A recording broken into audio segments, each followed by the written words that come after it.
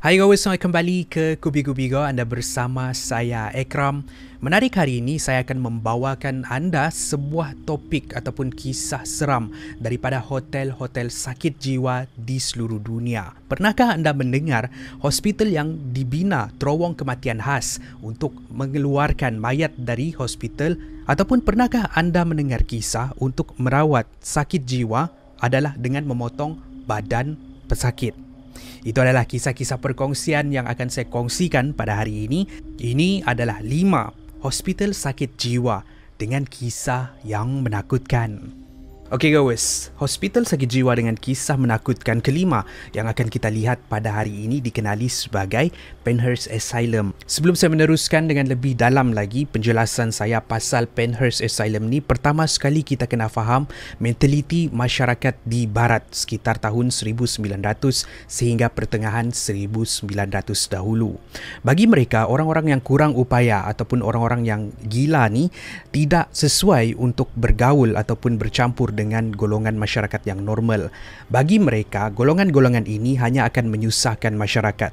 Dengan itu menjadi budaya untuk mereka menghantar golongan-golongan kurang upaya dan juga golongan-golongan sakit jiwa ni ke hospital. Itulah yang membuatkan Penhurst Asylum sesak dengan pesakit kurang upaya dan juga sakit mental. Kenapa? Sebab di Penhurst Asylum sepatutnya hanya menempatkan 500 orang sahaja. Kaki tangan di sana tidak dapat melayan semua pesakit, membuatkan banyak pesakit yang terbiar, tidak dirawat, ada yang tidak diberikan makanan, tidak diberikan ubat-ubatan yang secukupnya dan ada yang terbiar sehingga terkorban. Dan ada sebahagian daripada kaki tangan di hospital ni yang memang kejam dan tidak berhati perut.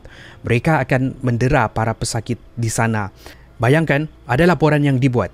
Kanak-kanak akan diikat di katil, ada yang dikurung di dalam sangkar. Begitu juga dengan pesakit-pesakit dewasa.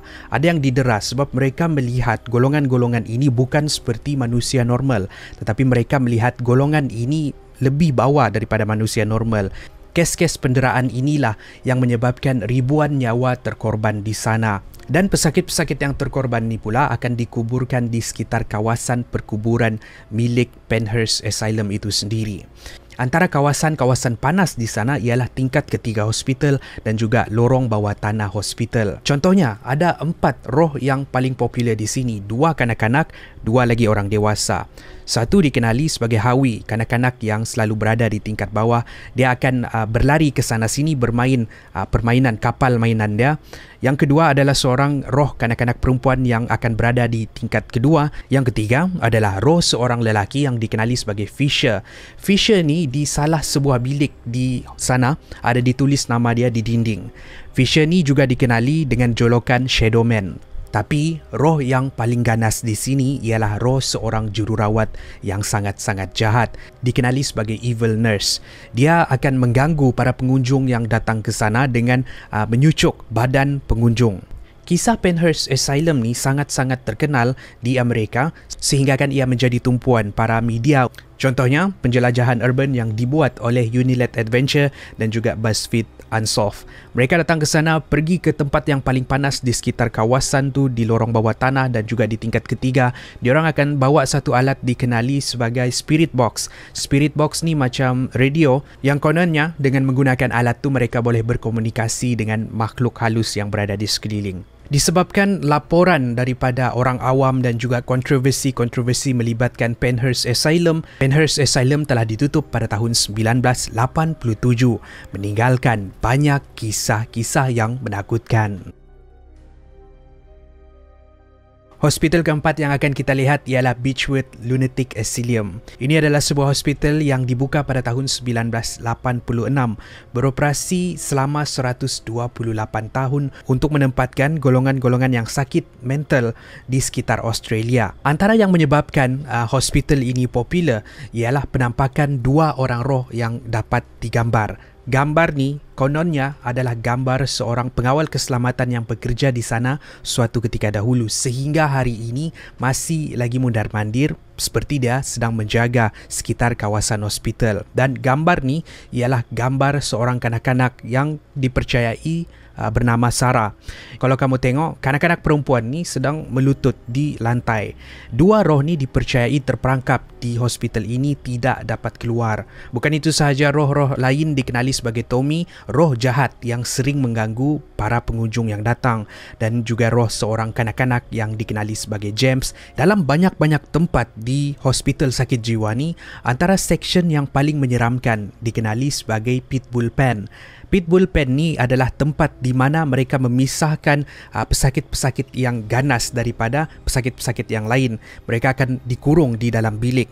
Ada pengunjung yang datang melaporkan mereka mendengar hentakan, jeritan dan juga orang berlari ke sana sini. Tapi bila disemak di dalam setiap bilik di Pitbull Pen ni, tiada orang berada di sana sebab ia telah lama kosong dan ditinggalkan. Ada lagi satu bahagian di sekitar kawasan hospital ni dikenali sebagai Jivilia Section. Di sinilah banyak kejadian-kejadian menakutkan berlaku di mana para pesakit dilaporkan akan diseksa dan didera. Contohnya, mereka akan diletakkan di kerusi elektrik kononnya untuk merawat pesakit. Namun begitu, ramai yang terkorban di sini. Dilaporkan, hospital ini dibina bertujuan untuk menempatkan 1,200 orang. Namun begitu, dari hari ke hari, pesakit semakin bertambah dan bertambah, membuatkan ia padat. Dari ia dibuka sehinggalah ia ditutup, dilaporkan lebih dari 3,000 pesakit telah meninggal dunia di hospital ini. Setelah beroperasi selama 128 tahun, ia telah ditutup pada tahun 1995. Hari ini menjadi antara destinasi yang paling berhantu di Australia. Hospital ketiga dengan kisah menyeramkan yang akan kita lihat ialah Trenton Psychiatric Hospital. Ini adalah sebuah hospital yang diuruskan oleh doktor yang gila. Bukan pesakit je gila, tapi doktor pun gila. Hospital ni dibina pada tahun 1848. Pada asalnya, hospital ni beroperasi seperti hospital-hospital normal yang lain. Dia jadi tidak normal pada tahun 1907 bila Dr. Henry Cotton datang untuk menguruskan hospital ini. Dia datang membawa satu idea yang baru. Dia datang membawa satu teori yang baru. Menurut dia, sakit mental bukan disebabkan oleh masalah psikologi, tapi sakit mental disebabkan oleh virus ataupun bakteria yang menjangkiti badan seseorang. Dengan itu, dia memperkenalkan rawatan-rawatan berikut: cabut gigi pesakit, potong tubuh badan pesakit, buang ovary pesakit, buang si boboi pesakit, dan pelbagai lagi rawatan-rawatan yang agak kejam dan tidak masuk akal. Walaupun kaedah-kaedah dia ni kejam dan tidak dapat dibuktikan berhasil, tetapi dia masih juga dibolehkan untuk meneruskan amalan-amalan perubatan gila dia ni, sebab dia adalah seorang yang terhormat di kalangan doktor-doktor pada zaman itu. Malah kaedah dia ni menimbulkan kebimbangan di kalangan orang awam sehingga kan ramai yang membuat laporan kepada pihak berkuasa sekitar tahun 1920. Namun begitu, pihak berkuasa di sana pada waktu itu masih lagi membenarkan Dr. Henry Cotton untuk merawat pesakit dengan cara-cara kejam ni. Dia bersara pada tahun 1930.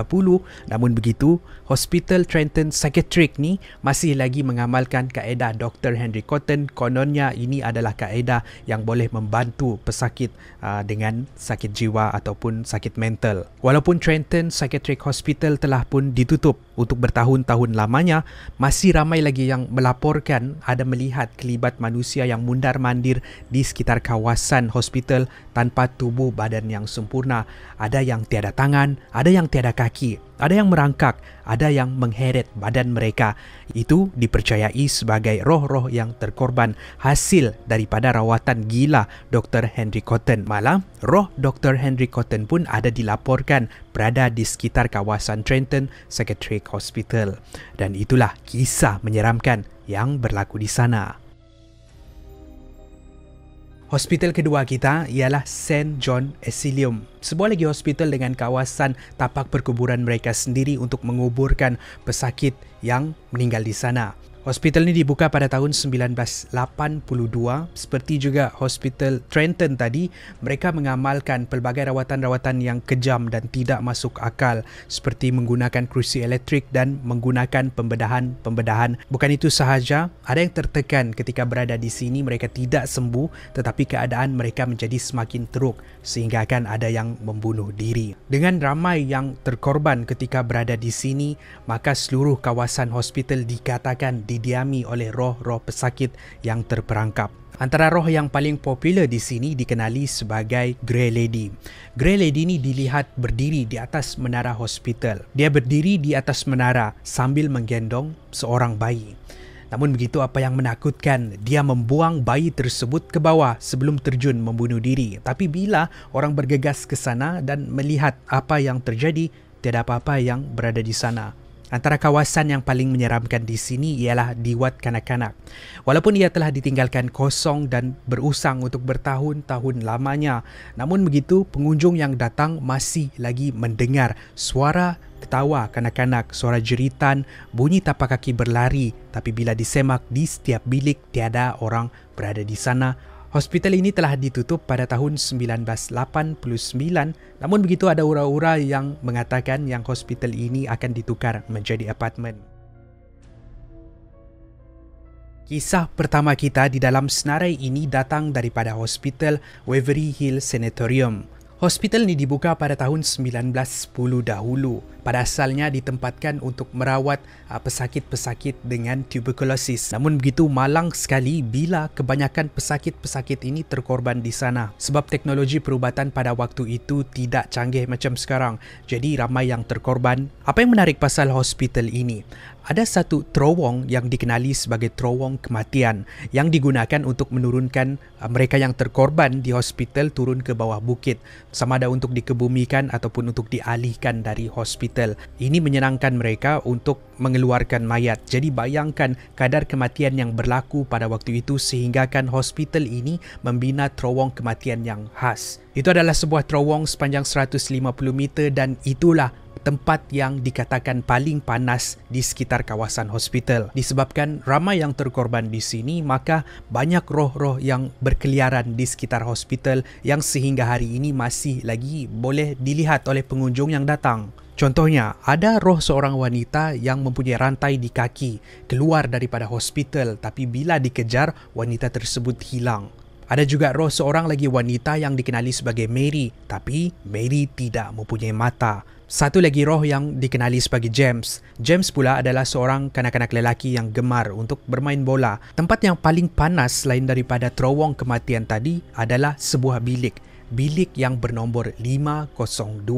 Sesiapa yang berani untuk masuk ke dalam bilik ini, pintu bilik tersebut akan tertutup dengan sendiri mengunci mereka yang berada di dalam. Ini disebabkan ada beberapa kematian yang dilaporkan berlaku di bilik 502.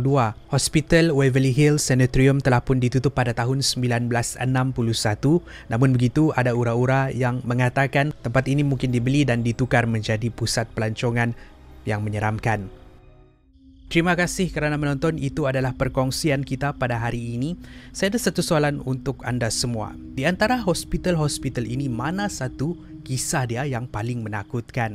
Tinggalkan pendapat anda di ruangan komen di bawah. Tinggalkan juga cadangan anda di bawah tentang topik yang anda ingin saya sampaikan di episod akan datang. Apa-apa pun, saya jumpa anda di episod yang seterusnya. Jangan kamu lupa komen, jangan lupa like, jangan lupa share. Kupi-Kupi Go, menarik setiap hari.